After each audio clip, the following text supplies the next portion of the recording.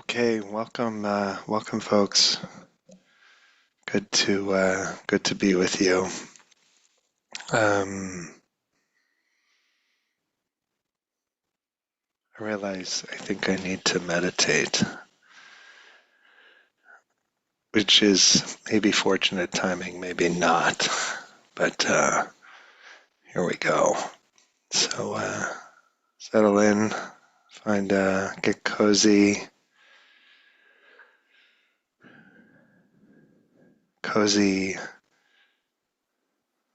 alert.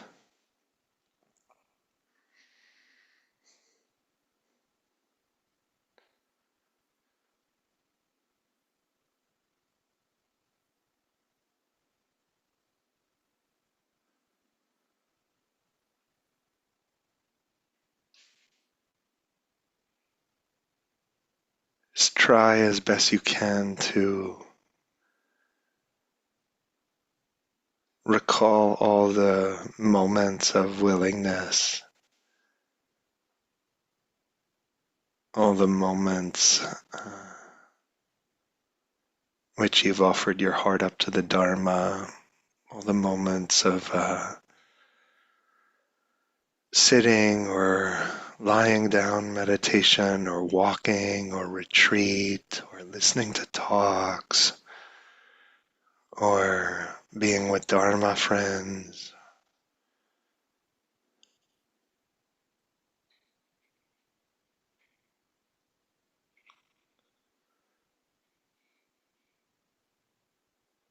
I realized yesterday I've been practicing for exactly half my life.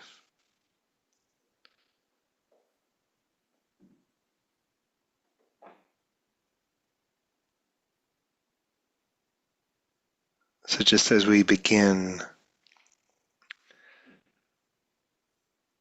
gather up all the goodness from your practice. Just bring it right in front of you. Feel it. Let it seed your mind.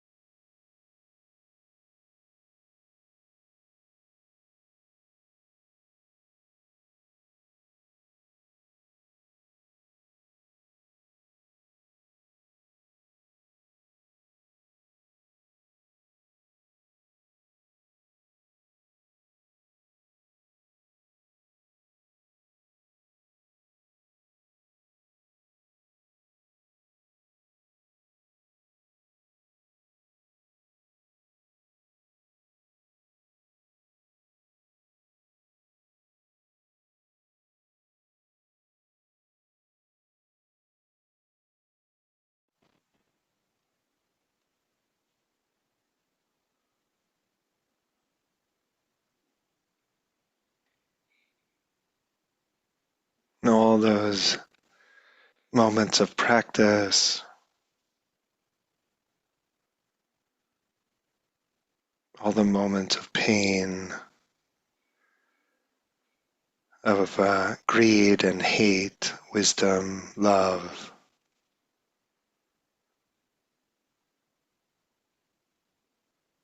and it's all come to this.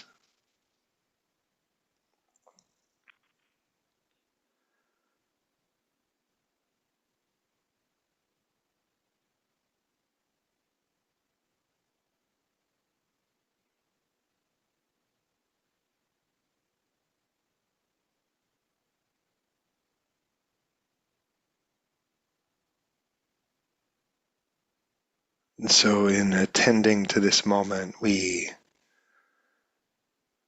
actually honor, bless all of that.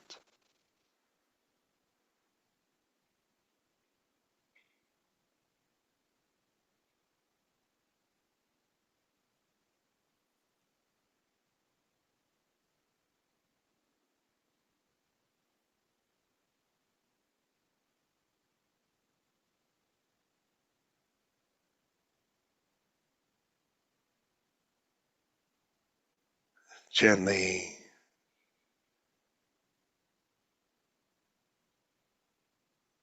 tending to your life.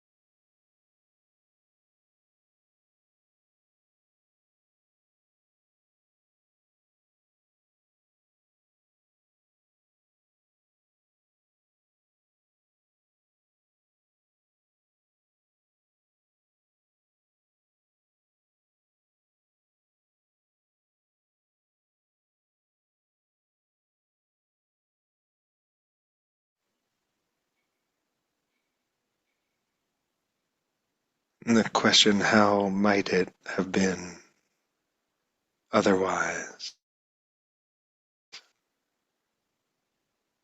becomes meaningless.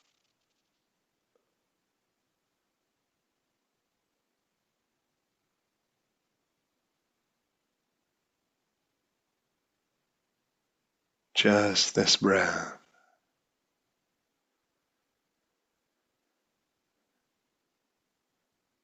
this body,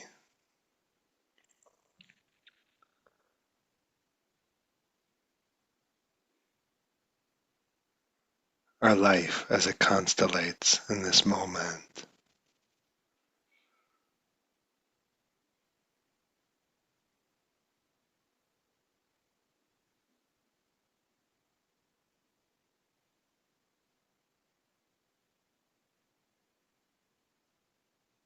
Gentle, non-violent,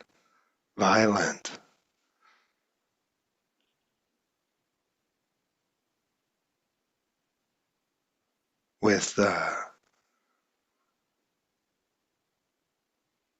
all experience.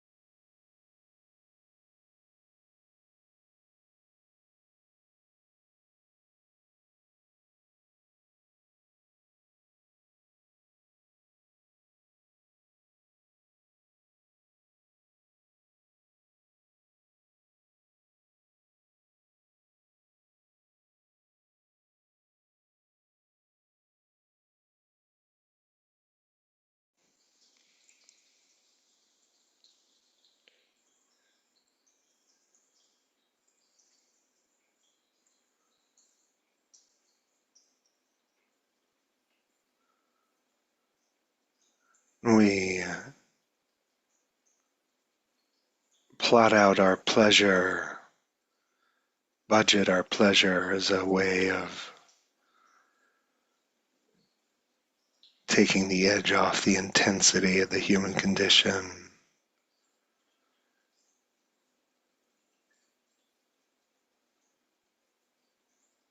Devise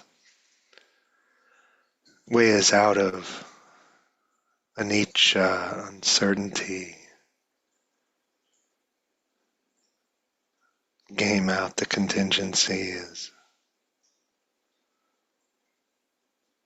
try to soothe ourselves into safety.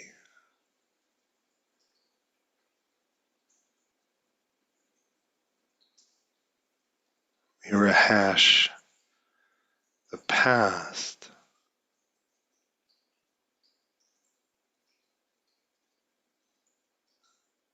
trying to think our way through it so as to digest it, learn its lessons.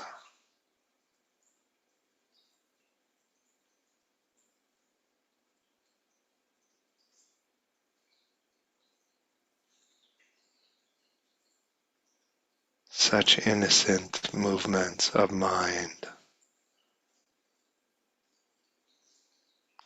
Who could blame us?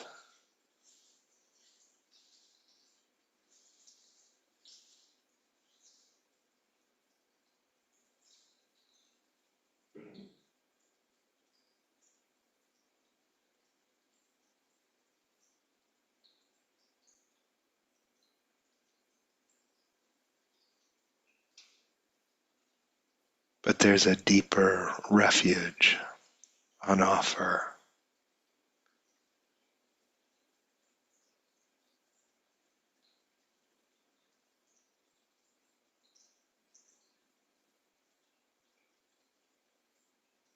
Go for refuge.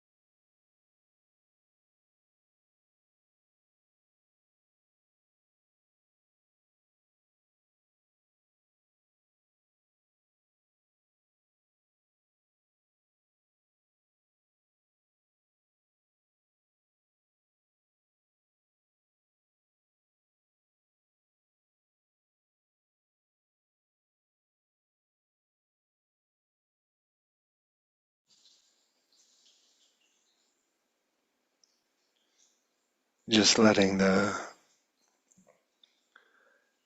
winds of change blow right through you,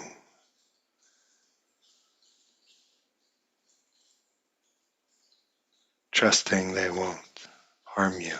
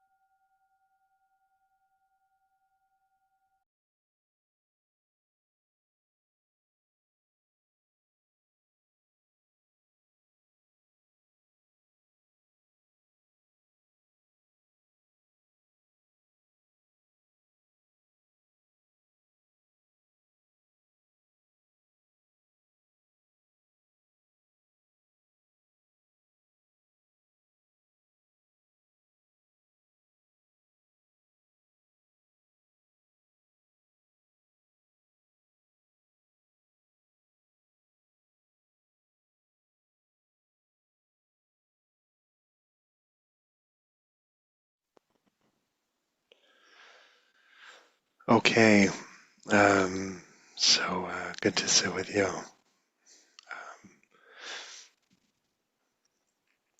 So I read Rachel Kushner's recent novel, Creation Lake, last week, and there's a line that struck me. She writes, one of her characters says, charisma does not originate inside the person called charismatic. It comes from the need of others to believe that special people exist. Kind of heart leapt up at that line, and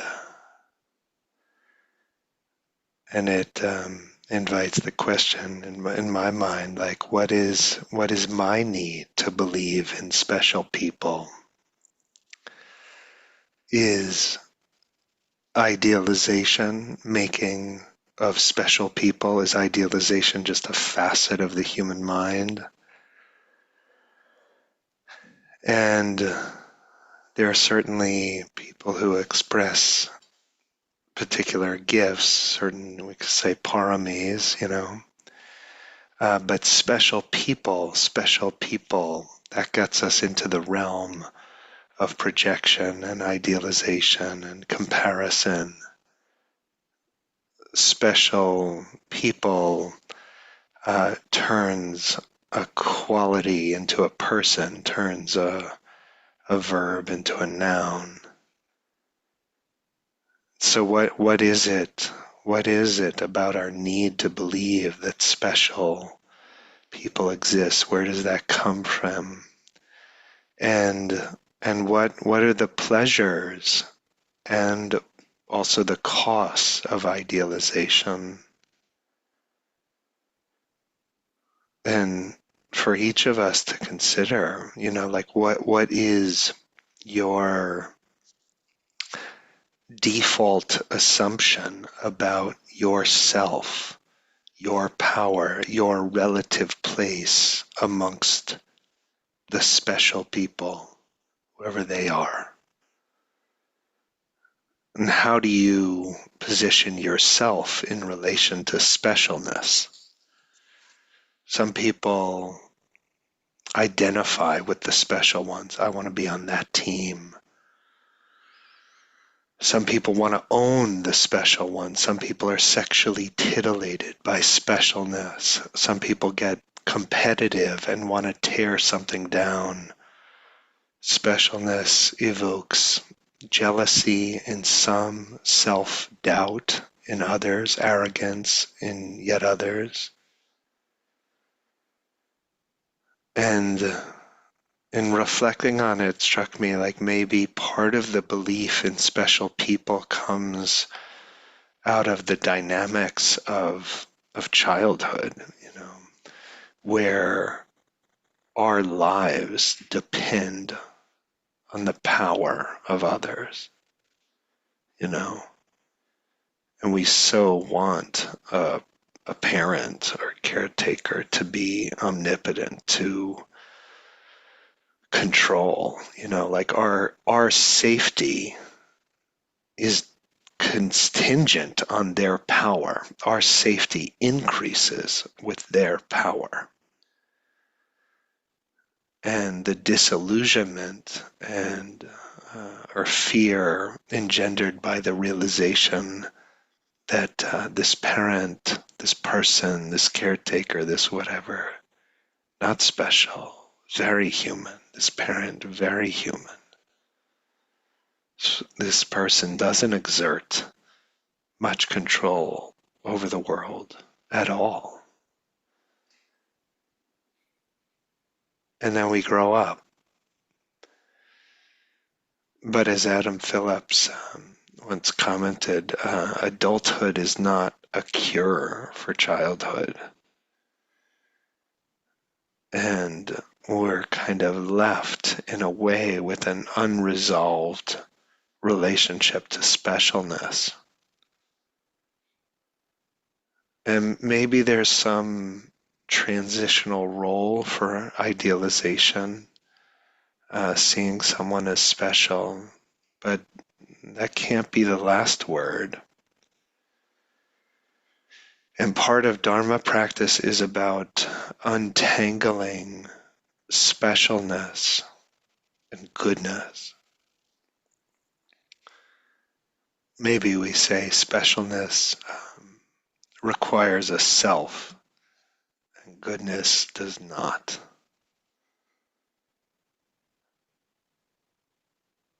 Sometimes teachers start to think that they are the goodness or that they own it or something like that, but it's just nature refracted through a particular body, you know.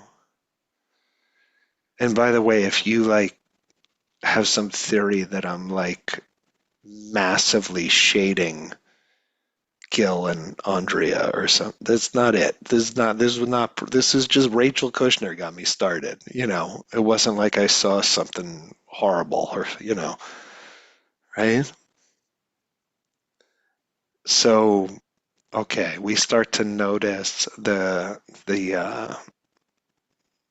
childlike longings that lead us, you know, to put special ones on pedestals to make them special. And it's not like we're disparage a person we look up to, but we notice the movements of our mind in relation to specialness. And we do this in part because we know specialness can never be sustained. There's always disillusionment. And part of spiritual maturation is opening to some measure of ambivalence that is the kind of hallmark of the human realm. Loving, even amidst ambivalence. A love that's a little less naive. Less and less specialness, but there is reverence, you know. And the reverence is not um, it's not really for a person. It's for goodness itself. And that still, you know, seeing goodness, that makes me want to get on my knees, but I'm not bowing to specialness. To touch into goodness, to actually feel it, let it reverberate with our own hearts, that doesn't bolster or threaten self-worth at all. That doesn't make me feel less than as I look up. And that doesn't evoke the urge to possess or to be on that team. It's just a kind of deep honoring. I know goodness when I see it. You know? I don't need to deify it into some form of specialness. I don't need to turn into a noun. But there's something in that kind of, you know, and this can be goodness of a million different varieties, but in that kind of full recognition of goodness, we partake in it, you know, we partake in it. It's like two bells resonating at the same frequency, and nothing is owned, no selves are needed. Comparison, the whole grammar of comparison is a million miles away. It's so beside the point. Yeah, maybe say this like mudita, some way, sympathetic joy. our aspiration becomes more and more about being ordinary than becoming special. You know, special is just the charade, the egoic charade. But the paramis, they feel so ordinary from the inside. They only look special from the outside. And so there's this progressive sense of like, yeah, more and more ordinary. Goodness is so ordinary, even if extraordinarily beautiful.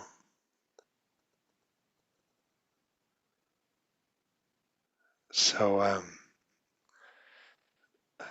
Norman Fisher from Training in Compassion says, it's talking about mind training, um, says, although we can enjoy the applause that we will probably receive for practicing it, practice mind training not for the applause, but because we know it's right, we know it's necessary.